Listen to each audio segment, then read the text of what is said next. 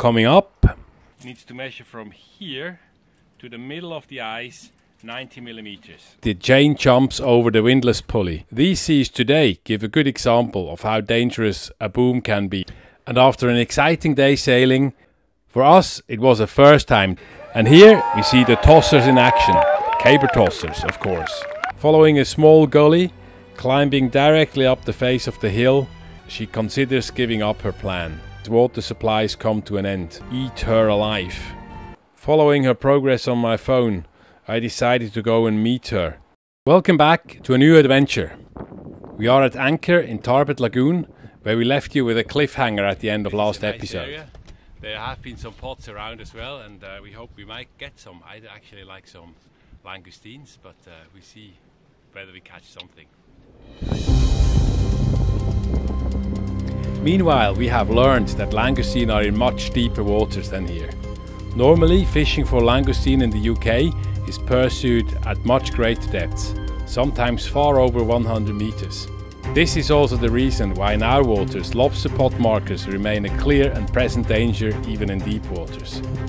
Here, we dropped our pot in around 5 to 7 meters, so our expectations were well managed.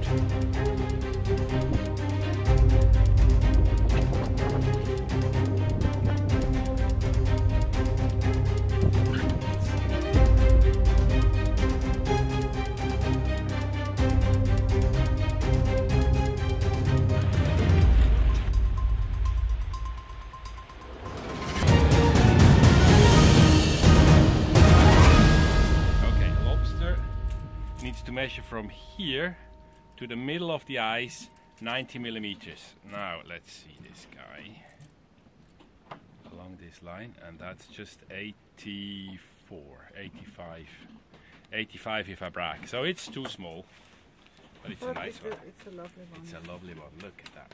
Yes, you get it free again. It's not V-notched. It's a male because there are no eggs, nothing. For another day, mate. Another 5 millimeters. I can't eat crab. I get a bad reaction from them. Just crab, but I can't. So Catherine will have to eat them all. So we're not keeping them all. We just keep the big ones. This one is too small as well. This one is a small one as well. Live for another day. And this one is too small as well. So, catch you're gonna keep is that guy. Minimum landing size is 65 millimeters. This one is 80. One is 90.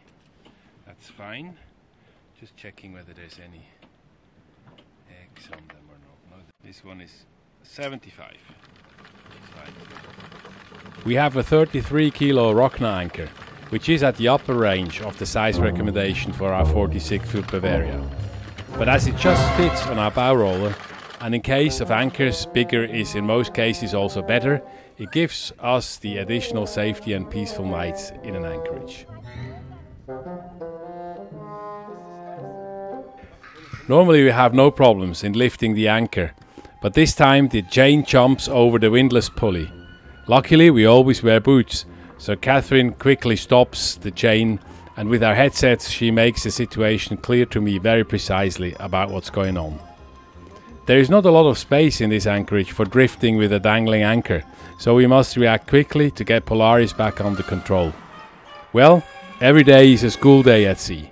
Next time the focus will be on the windlass, and Catherine will pull up the anchor more cautiously and attentively, particularly in the moment when the shank comes over the roller.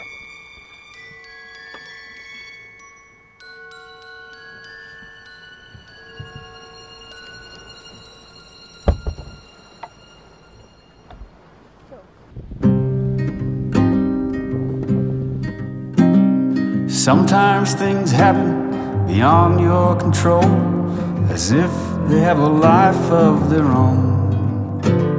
The choices you make, what appears to be right, seems you just have no say. As if you're a witness to your own mistakes, it's easy to play along. After you see but the choices came. On our way back to Kinlochbervie, we encounter a good breeze with a respective sea state. Once we are out of the rocks, we can adjust our course to a wind angle that's just about sailable. No matter how long I fiddle around on the deck, and no matter how slight the seas are, Catherine always waits to release the boom until I'm forward of the mast. These seas today give a good example of how dangerous a boom can be for anything that's in its way. To avoid damage to the sail and rigging, we normally raise the mainsail manually and not with the electric main winch in the cockpit. Upside down. Oh please, on your knees, amend what you defend. I'm right, therefore I fight. You're wrong. Look at them, how beautiful are they? We rarely see such a deep and intense red. We kept 3 of the velvet swimming crabs and try not to waste any of their delicious meat. No idea how to do that. Quite a fiddly work, but Catherine found it very delicious. She makes a homemade mayo, and I was lucky enough to buy some fresh langoustine off the local fisherman on the pontoon. Can it get any better?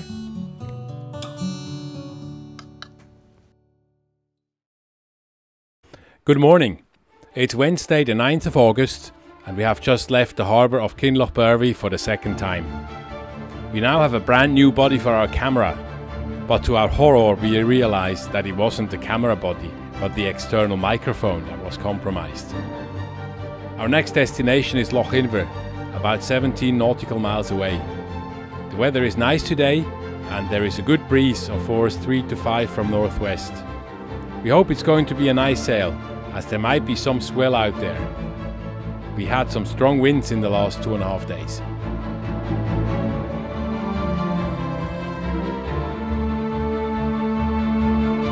If you enjoyed this video, please subscribe, press the notification bell, give us a thumb up and leave a comment below.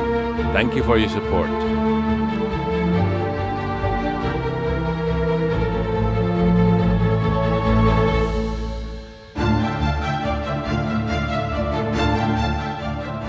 And after an exciting day sailing, yes, there was some swell, but it came from a favourable direction, so no bother.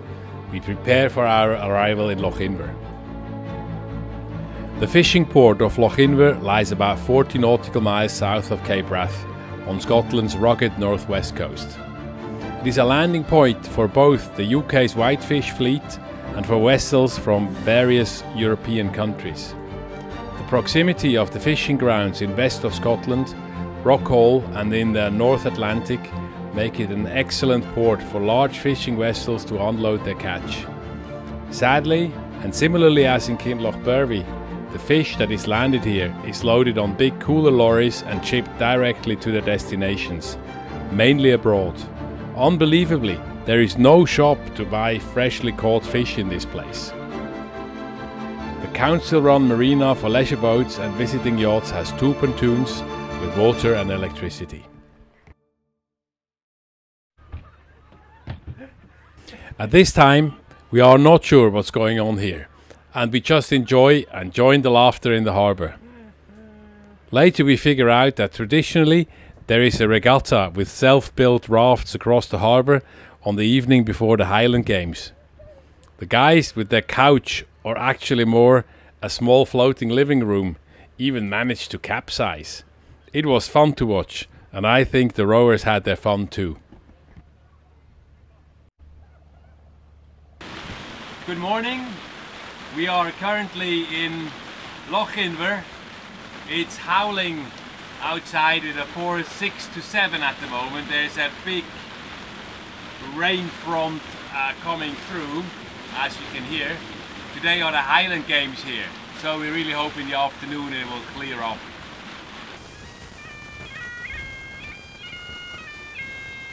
Well, luckily the weather cleared up for the official start of the Highland Games, which is marked by the arrival of the chieftain on a boat. And as one would expect, the piper was not missing on board.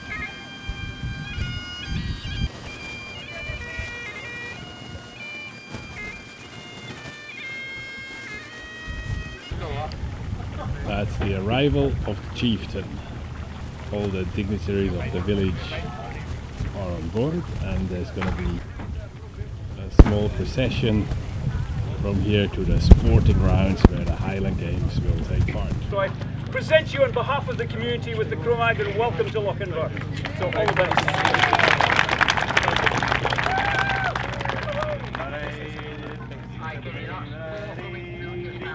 On.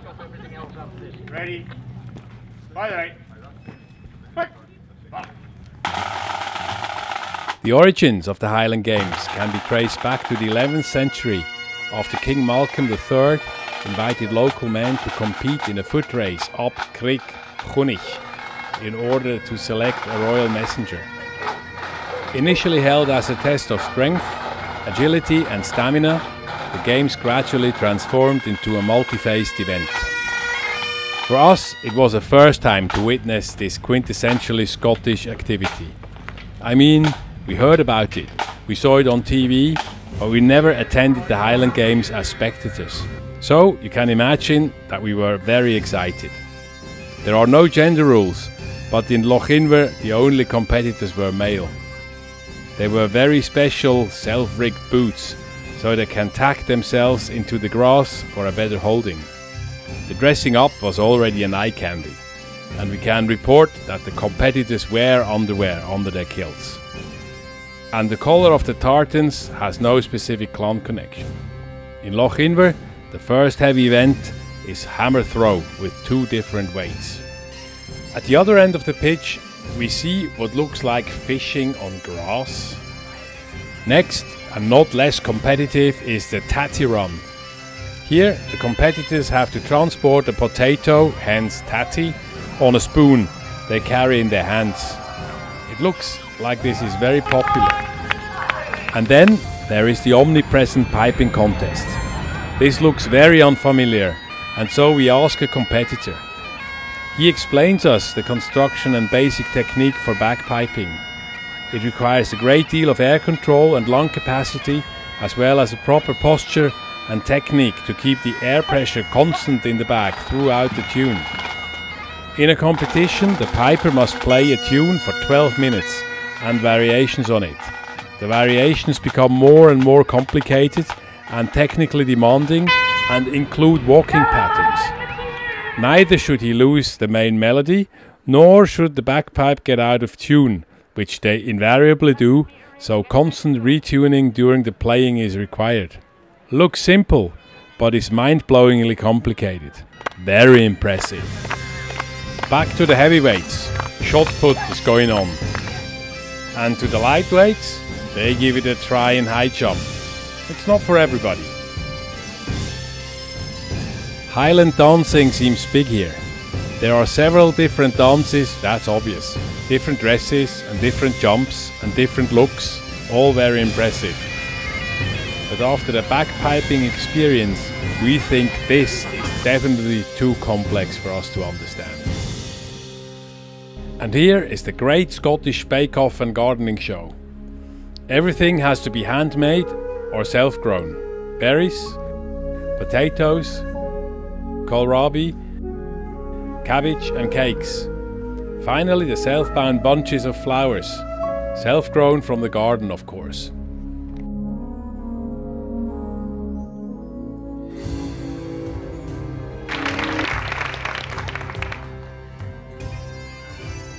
Of course, the hill race is also an important part and very popular, albeit most of it happens out of the eye of the spectator. Recalling the original of the Highland Games, I believe this probably is the most original discipline of them all.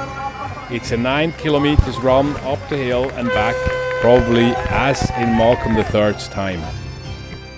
And here we see the tossers in action, caber tossers of course. The caber tosser, very much in contrast to the simple tosser, has to throw a caber high enough for the end of the caber to make a full turn and to land on the same end again. Additionally, to get full points, the caber has to fall away from the tosser.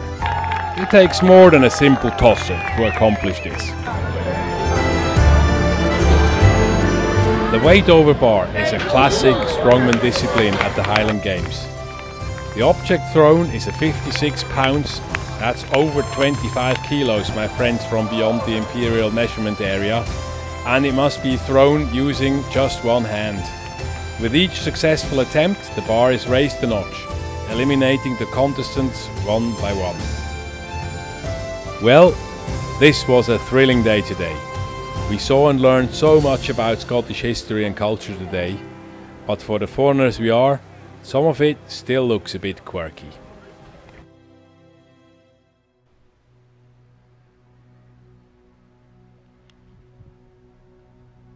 When we sailed into Lochinver and Catherine saw this jaw-dropping mountain, I could see from the excitement in her eyes that there was no way around this peak. The only way was via the top. It's not even a peak, it's more symmetric, like a thimble. Catherine quickly figured out that this distinctively shaped mountain is the most famous of all the mountains in the ascent area of Scotland.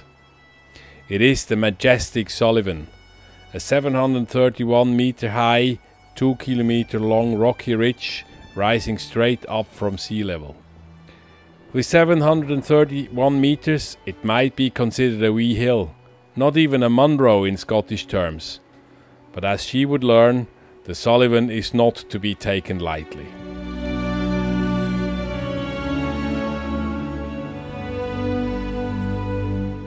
Today, Catherine decides to take the long circular walk from Lochinver up to the summit of Suliven and back down on the other side to Invercargill, Strathen and Lochinver.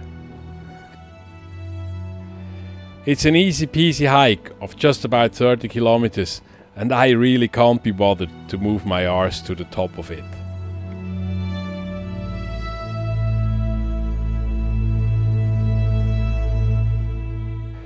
Once she reaches the loch of the Black Cliff at the foot of the mountain, she starts wondering just how she would be getting up this steep cliff face. Following a small gully, climbing directly up the face of the hill, zigzagging sharply back and forth, she reaches her physical limits. Her body complains, and multiple times she considers giving up her plan. But that would not be Catherine. Taking step by step, she reaches the summit. And here, overwhelmingly, awe-inspiring gratefulness overtakes her feeling. It is one of the hottest, clearest and most beautiful days of the whole summer so far, and she can see as far as the Outer Hebrides and the Isle of Skye, over 70 kilometers away.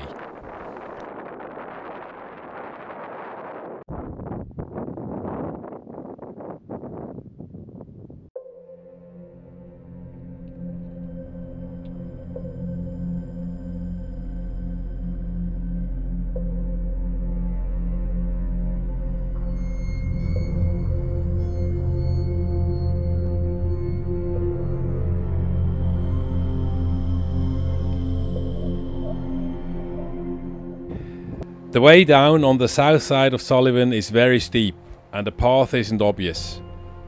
There is a lot of gravel and Catherine must take care of falling rocks. Luckily, not a lot of hikers take this route back. But once back down in the vegetation and between the lochs, everything looks very welcoming. But now the heat kicks in and Catherine's water supplies come to an end. She enjoys the pristine water from downpouring streams and refills her bottle. And what would a hike be without a bath in one of the lochs? But the regret is quick. Coming out of the water, the midges nearly eat her alive. Unfortunately, there is no footage of this scene, because at some point she was just too exhausted to film. This hike was not easy, and it brought her to the limit, and taught Catherine a lot about herself. She normally knows her pace. She rarely underestimates situations and doesn't take big risks. But Suliven tested her limits. Following her progress on my phone, I decided to go and meet her, bring her more water and calories and get her back home to Polaris. But even today she says that hiking Suliven is one of the best and unique experiences she ever had. Suliven will be a hill never to be forgotten. Join us next time. We hope it's going to be a nice anchorage there on the Summer Isles. We've been told it's one of Scotland's most beautiful anchorages. The weather turns and we will have some more wind, so we want to be in again. The try here, and the first thing we do is drop our lobster pot. So everything's prepared. We have a stinky mackerel here, and today we're just going 14 miles into Ullapool.